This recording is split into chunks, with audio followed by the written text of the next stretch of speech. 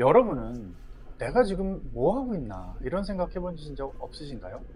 한 40대 초반이나 30대 후반 정도 되면, 그리고 이제 직장에서도 어느 정도 안정된 위치에 있게 되면 이게 지금 내가 원하던 건가? 내가 꿈꾸던 삶인가? 이런 생각을 해보게 돼요. 그리고 내가 옛날에 정말 되고 싶었던 거, 하고 싶었던 건 뭐지?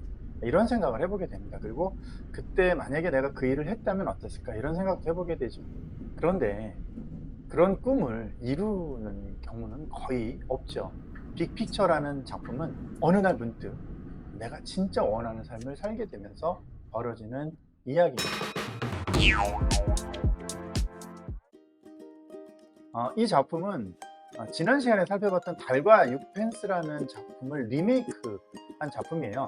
달과 육펜스에서는 증권회사 직원이었던 사람이 화가가 되기 위해서 30대 후반, 39에 돌연 그냥 그림을 그리려고 파리로 떠나는 주인공의 이야기였고요. 빅픽처에서는 우연한 기회에 자기가 진짜 꿈꾸던 사진가로서의 삶을 살게 된 어떤 남자의 이야기. 문장 그대로를 제가 몇 가지 가져와 봤는데요. 나는 6살 때부터 카메라를 수집했다. 감수성이 예민한 6살짜리 꼬마를 가장 크게 만족시킨 건 렌즈 뒤에 몸을 숨긴 채 세상을 바라볼 수 있다는 사실이었다. 꼬마는 카메라 렌즈를 자기 자신과 세상 사이를 가로막는 벽처럼 사용했다. 증권회사에 취직하기를 바라셨던 아버지는 그런 내 모습에 질색했다. 넌 우리 집안의 망신이야. 우리 집안의 치욕이지. 나는 항복하고 포기하고 움츠러들었다. 왜? 그게 쉬웠으니까. 안전하기도 했으니까. 아버지가 내게 돈을 주지 않았다면 어떻게 됐을까? 카메라 상점에서 계속 일했을까? 사진가가 되보려고 좀 더 애를 썼을까? 어쩌면 그랬을지도 모른다. 그러나 그런 일은 오시닝의 사립학교, 값비싼 여름 캠프, 테니스 레슨, 앤도버에서의 4년, 보드인 같은 엘리트 대학 입학 등 아버지가 막대한 등록금을 지불하며 기대한 일과는 거리가 멀었다. 완전히 파산해 인생의 낙오자가 되었으면 모를까.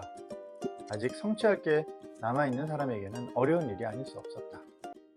시리와 절망에 가득 찼던 20대 중반을 되돌아보면 후회 막급할 뿐이다. 왜 마음을 느긋하게 먹고 사진가로서의 내 능력에 대해서 좀 더 자신감을 갖지 못했을까? 뷰파인더를 들여다보면 최소한 마음은 즐겁다는 사실을 위안 삼으며 나 자신을 좀 더 다독거리지 못했을까? 사진은 전문가 수준에 오르기까지 시간이 걸리는 일이며 사진가로서의 성공하기 위한 사다리를 오르려면 결코 서둘러서는 안 된다는 사실을 왜 깨우치지 못했을까? 윌러비 카메라라는 곳에서 점원을 일한 지 넉 달이 되었을 때 아버지가 미리 알리지 않고 갑자기 나를 찾아왔다. 며칠 후 나는 LST 준비 과정에 들어갔다. 1월 초에 LST 시험을 보았고 놀랍게도 높은 점수를 받았다. 697점이었다. NYU와 버클리, 버지니아 같은 미국 최고 로스쿨에 들어가기에 충분한 점수였다. 나는 환호했다. 신문사 사진 부장에게 연속해서 퇴짜 맞았던 나는 모처럼 승리를 거둔 기쁨에 도취했다. 사진에 매달리기 전까지만 해도 당연히 주어졌던 승리감이다. 나는 결국 로스쿨이 나의 일이라고 마음을 다잡았다. 특히 난생 처음 아버지를 기쁘게 해드린 것도 기분이 좋았다. 자, 이렇게 해서 주인공이 이제 아버지가 원하는 삶을 살게 됐어요. 변호사 자격시험을 통과하고 나서 1년 뒤에 아버지는 세상을 떠났고 나는 월스트리트의 큰 법률회사에서 안정된 자리에 올라 있습니다.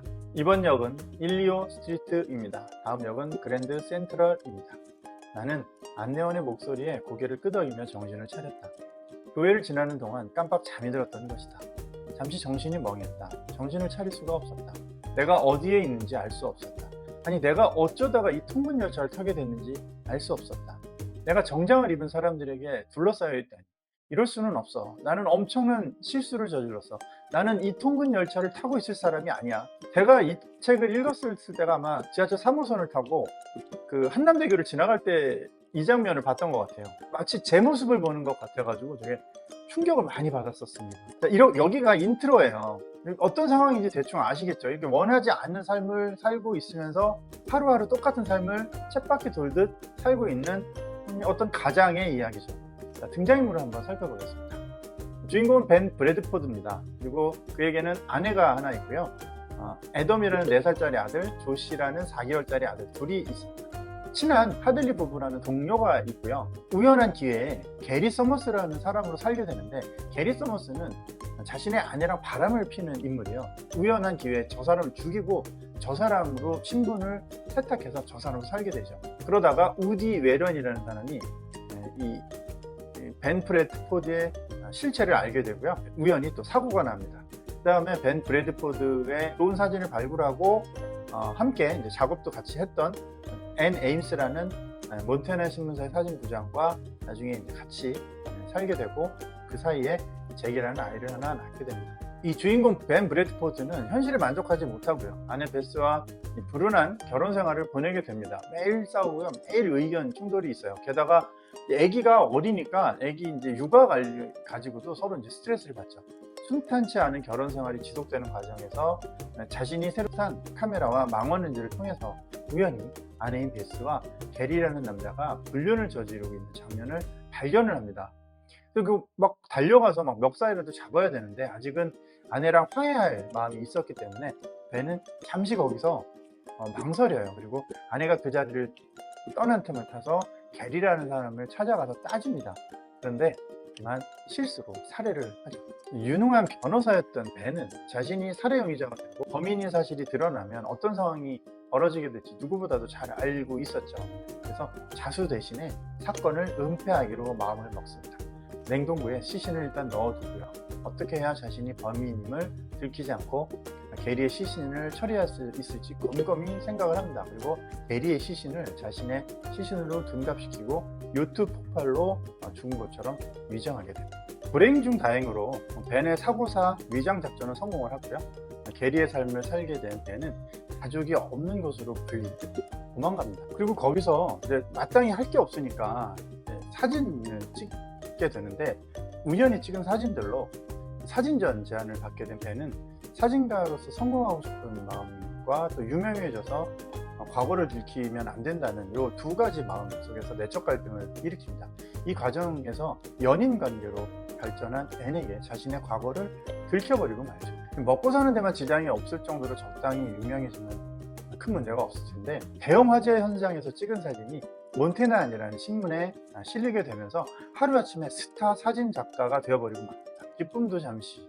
게리가 자신의 사진전에 찾아온 옛 아내를 보고 도망치듯 전시회를 빠져나와요. 여기서 그 전부터 이 사람을 수상하게 생각했던 몬태난지의 기자 루디 웨렌이 전시회를 빠져나오는 벤에게 당신의 비밀을 다 알고 있습니다 라고 협박을 하게 되죠. 벤은 여기서 깜짝 놀라죠. 둘은 이제 같이 차를 타고 이제 자리를 이동하다가 갑자기 큰 사고를 당하는데요. 여기서 루디가 죽어버려요. 벤은 가까스로 살아납니다. 하지만 언론에서는 루디가 아닌 게리가 죽은 것으로 보도가 됐고요. 벤은 다시 게리의 삶으로 돌아갈 수 없을 거다라고 생각을 하게 됩니다. 이렇게 두 번째 삶도 마감하게 되고 자신의 애인인 앤한테 모든 사실을 털어놓습니다. 그래서 어떻게 해야 될까 고민을 하죠. 그러던 와중에 앤이 자신이 소속해 있는 몬태난지에서 기사를 찾아보다가 멕시코로 휴가 떠났다가 익사한 앤드류 타벨이라는 사람이 있는데 이 사람이 사망 신고가 아직 접수가 안 됐고 어릴 때 사고가 났는데 나이로 따지면 지금의 이 게리 벤하고 비슷한 나이인 거예요.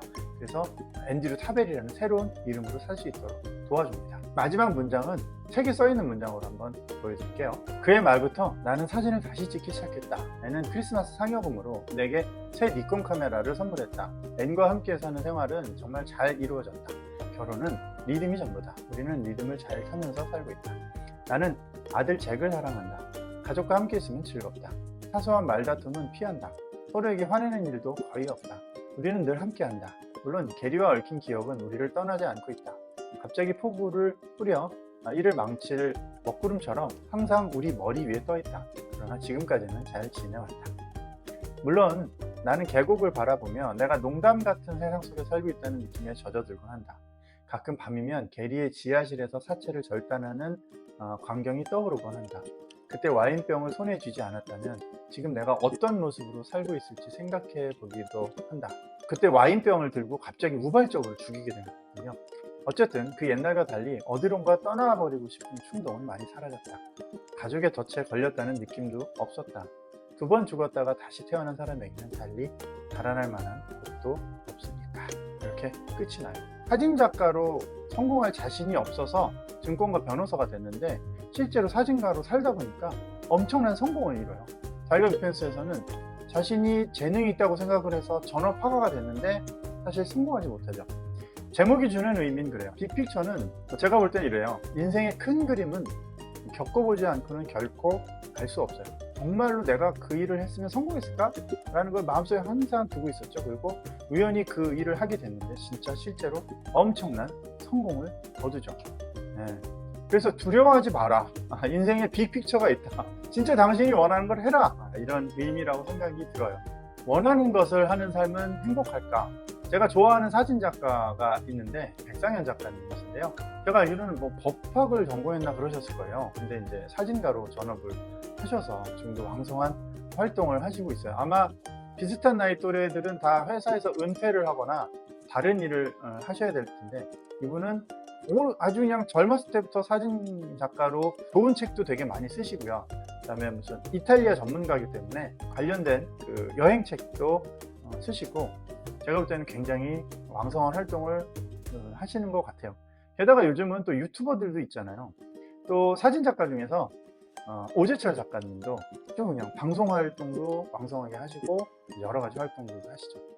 전업 유튜버들이 있어요. 전업 유튜버들. 일부는 뭐 실패를 하기도 하겠지만 정말 자기가 원하는 일을 하면서 성공하는 사람이 있죠. 그래서 홀 고갱이 있었던 시절과 비교하면 좀 더 다양한 길이 있지 않을까. 그리고 원하는 삶이라는 것은 하나님이 점지해 주신 누군가가 점지한 여러분의 빅픽처일 수도 있다는 사실을 잊지 마시고 한번 큰 꿈을 향해서 도전해 보시기 바랍니다. 달과 유펜스 그리고 빅픽처였습니다. 감사합니다.